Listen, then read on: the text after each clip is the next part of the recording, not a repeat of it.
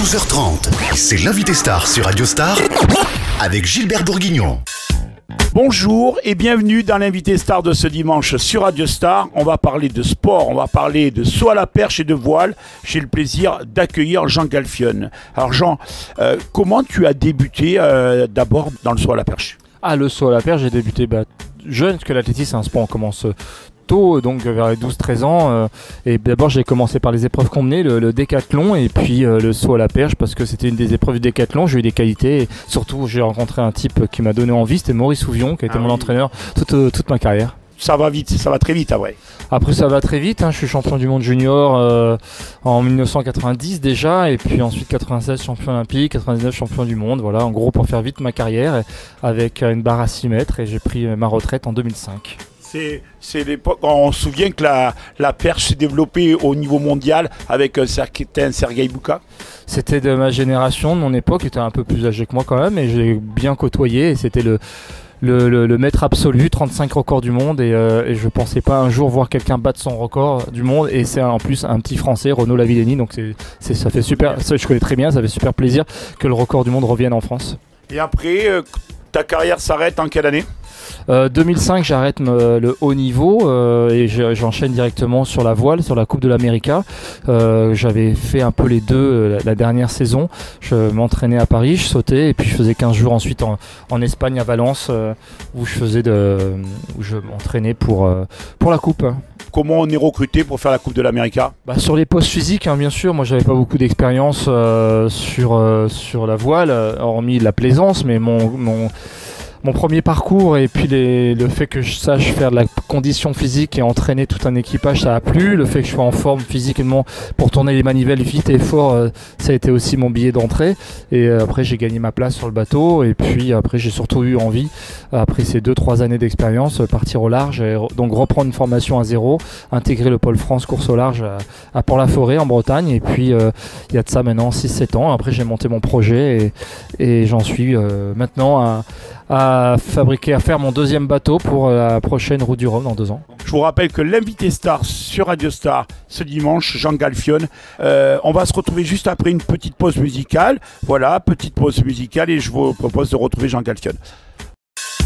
Voilà, après cette petite pause musicale, retour avec notre invité star du dimanche sur Radio Star. J'ai le plaisir de parler de sport avec Jean Galfionne, du saut à la perche à la voile, c'est le titre. Jean, il y a eu un magnifique film également qui est passé, je crois, sur Beansport. Oui, retraçant un peu cette aventure, la Route du Rhum. Un peu, je raconte l'histoire, comment ça s'est fait, comment ça n'a failli pas se faire, et puis la préparation, les aléas de la course, ensuite des images pendant la transat, et puis l'arrivée. Voilà. Donc c'était un film qui est passé sur Beansport, qui a été monté et réalisé par Samir Amouni, qui est un très beau petit film, qui est très bien monté, très bien fait, ouais, très bien. Il est une belle reconnaissance, pas mal vu, revu sur les réseaux sociaux, et puis je crois qu'il a eu un prix en plus. Donc voilà, c'est un bon petit documentaire, c'est sympa. Est-ce que le mental d'ancien champion à la perche vous a aidé pour la voile ?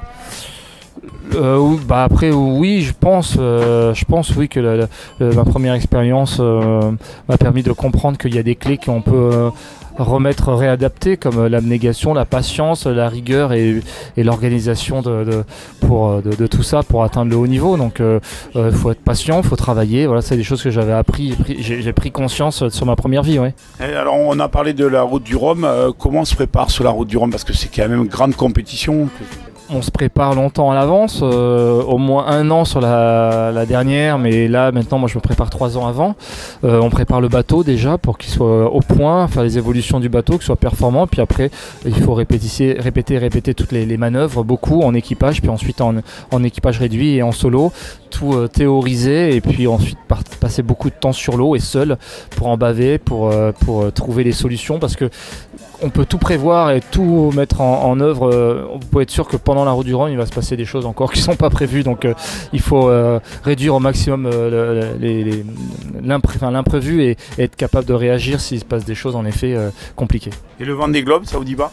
Pour l'instant, non, je crois pas. C'est quelque chose un peu qui est pas à ma portée et qui est extrême. Et j'ai beaucoup d'admiration pour ceux qui font ça, pour cette course. Mais moi, j'ai encore beaucoup de pain sur la planche déjà sur la Route du Rhum, sur les transats. Donc on verra après. Dernière question, vous avez acheté un bateau, et c'est quoi ce bateau? Alors j'ai en effet changé de bateau, c'est toujours en classe 40, la même catégorie qu'avant. C'est un prototype, un bateau bien chiadé, mis au point et qui est déjà bien évolué, qui est plus performant que celui que j'avais, donc ça me permet d'entrevoir des meilleurs résultats, voire jouer les places de devant, quoi. L'invité star de ce dimanche, c'est Jean Galfionne, donc ancien grand champion de la perche et ambassadeur de la perche, mais surtout qui s'est fait une superbe reconversion dans la voile. Juste un petit mot, puisque vous connaissez bien Renaud, vous l'aviez dit tout à l'heure, c'est super de voir que le record revient en France. Renaud Lavillenie, c'est un personnage assez extraordinaire, hein, comme tous les gens qui font du très haut niveau, il est hors norme voilà, par définition.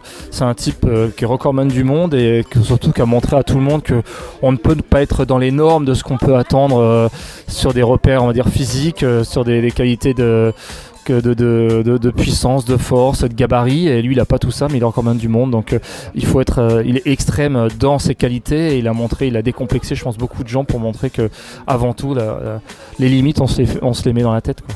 Merci, c'est la fin de notre interview. Merci Jean Galfionne. On se retrouve dimanche prochain pour un prochain invité star. Merci, bon week-end à l'écoute de Radio Star. Radio Star.